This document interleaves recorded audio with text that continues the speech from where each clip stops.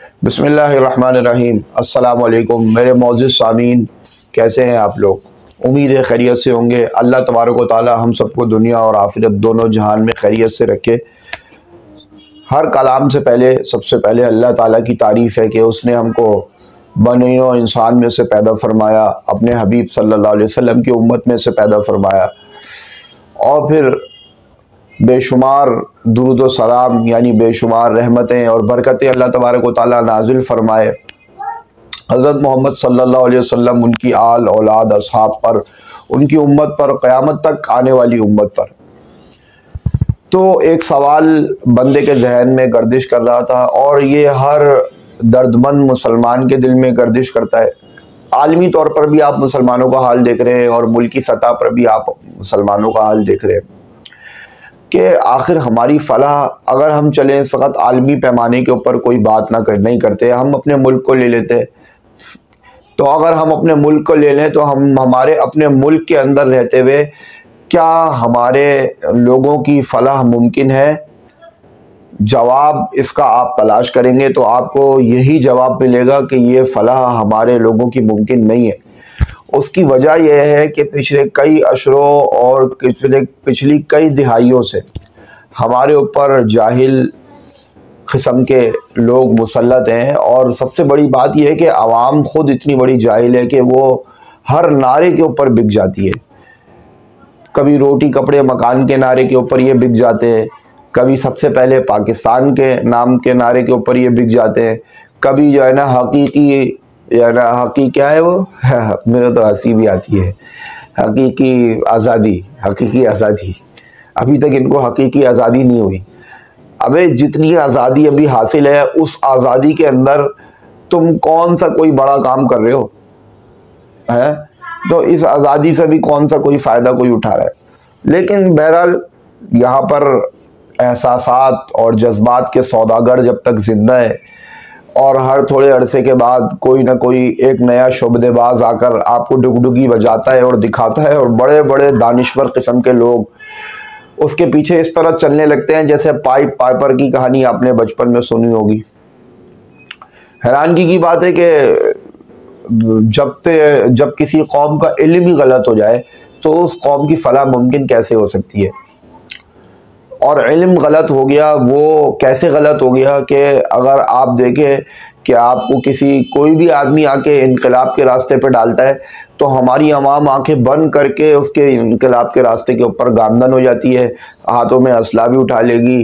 اور بہرحال یہ جو پی ٹی آئی ہے، یہ ان کا انقلاب تو بہت ہی پھوسڑ قسم کا انقلاب تھا۔ یہ تو صرف 2-4 لاشیں، 8-10 لاشیں، 10-12 لاشیں گرنے کے اوپر ہی انہوں نے اتنا شور واویلا کر دیا کہ الامان والحفیظ۔ بہرحال اس کے علاوہ بھی آپ دیکھتے ہیں اس سے پہلے بھی کئی انقلابی لیڈر، انقلابی لوگ آتے رہتے ہیں اور آتے رہیں گے، کیونکہ یہ انقلاب کی روح پھونکنا یہ بھی ایک انسان کے اندر ایک اللہ تعالیٰ نے جذبات اور احساسات میں رکھا ہے۔ تو لوگ اپنے اپنے حساب سے عوام کو اور پبلک کو کیش کرا لیتے ہیں، اور ان کو انقلاب کے اصلی معنی پتہ ہی نہیں ہے۔ انقلاب جو شروع ہوتا ہے وہ سب سے پہلے شروع کیسے ہوگا؟ وہ شروع ایسے ہوگا کہ سب سے پہلے آپ ذی شعور ہو، ذی عقل ہو، پھر اس کے بعد آپ نے کم سے کم لیول کے اوپر رسول اللہ صلی اللہ علیہ وسلم کی سیرت کا بغور مطالعہ کیا ہوا ہو، قرآن شریف کم سے کم ایک مرتبہ ترجمے تفسیر کے ساتھ پڑھا ہوا ہو، تو آپ کو پتہ چلے گا کہ وہ جو انقلاب محمد الرسول اللہ صلی اللہ علیہ وسلم دنیا کے اندر لے کر آئے، اور جو وہی پائیدار انقلاب ہے اور اسی کے ذریعے سے ہماری فلاح ہے، تو وہ انقلاب کس طرح آپ صلی اللہ علیہ وسلم لے کر آئے، اور اس کے لیے آپ صلی اللہ علیہ وسلم نے کیا محنتیں کی، کس طرح شروعات کی، اس سے فی زمانے کے اعتبار سے ہم کو کیا اسباق ملتے ہیں، تو پھر انشاءاللہ تعالی آپ کو کوئی بھی نیا شعبدے باز آ کر بے وقوف نہیں بنا سکے گا۔ لیکن وہ کہتے ہیں کہ جب تک کہ بے وقوف زندہ رہیں گے، عقل مند روٹی کھاتے رہیں گے۔ تو آپ کس طور پہ اپنی فلاح کا خواب دیکھتے ہیں؟ کیونکہ آپ تو طبقاتی تقسیم کے اندر ہیں، فرقوں کی تقسیم کے اندر ہیں، پھر سیاسی تقسیم کے اندر ہیں۔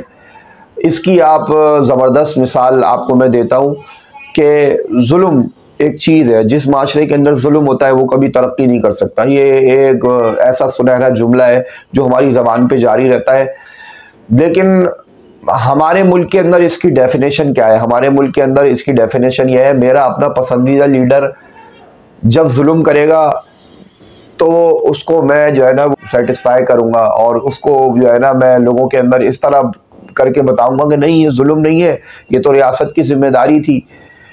اور پھر وہی ظلم جب میرے خلاف ہو جائے گا تو میں شور واویلا کرنا شروع کر دوں گا. آپ پی ٹی آئی کی اس کے اندر مثال لے لیں سر فہرست، کہ انہوں نے اپنے دور حکومت میں اپنے سیاسی مخالفین کو جس طریقے سے جو ہے نا وہ سبوتاژ کیا، اور جو انہوں نے نواز شریف کا بولا ایسے ہی اتار لوں گا، یہ کر لوں گا، وہ کر، اس وقت کسی کو یہ سمجھ میں نہیں آیا کہ یہ ظلم ہو رہا ہے، بلکہ سب نے بولا نہیں جی یہ تو بالکل ذمہ داری ہے، یہ تو حکومت کی ذمہ داری ہے. آئے دن کوئی نہ کوئی نکل آتا ہے. اور پھر جب ایسا معاملہ ہو گیا، جب ان کے ساتھ ہو گیا، تو پھر یہ انہوں نے پہلے تو جھوٹ کے پرندے شروع کر دیے. پہلے 278 لاشیں، پھر اس کے بعد 100 لاشیں، پھر اس کے بعد آخر میں بیرسٹر گوہر نے 12 لاشوں کا عندیہ دے دیا کہ ہم نے خان صاحب کو یہ بتائی ہیں. پھر ان کے جو ہے نا ارمانوں پہ پانی پھر گیا، جو کہ لاشوں کی سیاست کرنا چاہتے تھے وہ لاشوں کی سیاست بھی نہیں کر سکے. لیکن ہم معذرت کے ساتھ ان حکمرانوں سے کوئی گلہ نہیں کرنا چاہیے، کیونکہ یہ تو ہے ہی مفاد پرست، اور یہ تو وہ مفاد پرست ٹولہ ہے جو پچھلے کئی اشروں سے ہمارے اوپر مسلط ہے. لیکن اگر ہم عوام کی طرف آتے ہیں تو عوام کے اندر تو بالکل کوئی شعور ہی نہیں ہے، کیونکہ عوام کے اندر جب آپ دین حاصل نہیں کرو گے، جب تک آپ نے بڑے دنیاوی تعلیم، بہت بڑی بڑی اعلیٰ ڈگریاں حاصل کر لی، لیکن آپ کو جب تک اپنے نبی کا نہیں پتہ، اپنے قرآن کا ہی نہیں پتہ، تو آپ کو کوئی بھی بندہ کہیں بھی ڈوڈوگی بجا کے لے جا سکتا ہے. آپ اس کو یعنی کہ جانچ پڑتال بھی نہیں کر سکتے، کیونکہ آپ جانچ پڑتال کرنے والا علم جو ہے وہ تو آپ کے پاس ہے نہیں.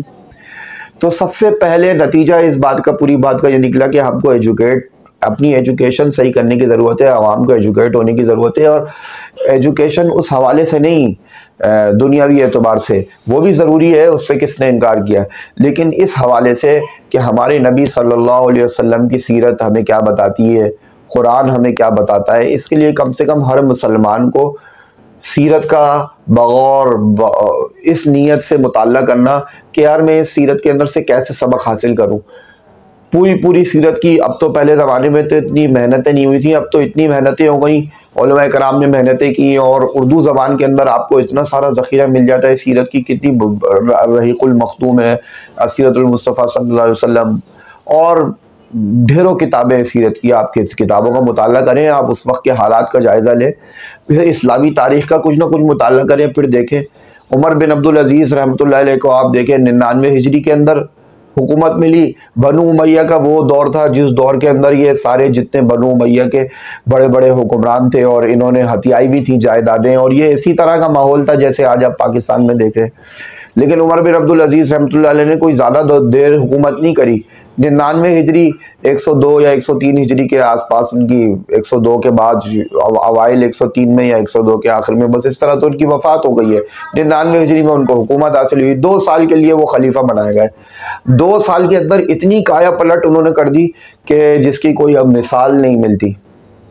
کہ وہی لوگ جو چوک چوراہوں کے اوپر باتیں کرتے تھے تمہاری کتنی گاڑیاں ہیں، تمہارا کتنا بینک بیلنس ہے، آج کے زمانے کے اعتبار سے وہی لوگ یہ گفتگو کرنے لگ گئے تو کہ تم نے کتنے روزے رکھے، تم نے کتنی تلاوت کری، تم نے کتنے پارے آج تلاوت کیے، کتنے حج کیے، کتنے عمرے کیے. ان کی باتوں کے لیول بدل گئے.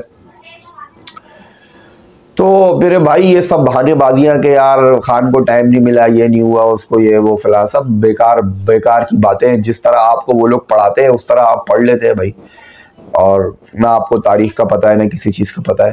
چلے اللہ تعالیٰ ہمیں ہدایت کی راہ پر گامزن فرمائے. میں بھی کچھ خوابہ پی لوں. جزاک اللہ خیرہ، اتنی دیر آپ نے برداشت کیا، جس نے کیا اللہ تعالیٰ اس کو جزائے خیر دے. وآخر دعوانا الحمدللہ رب العالمین.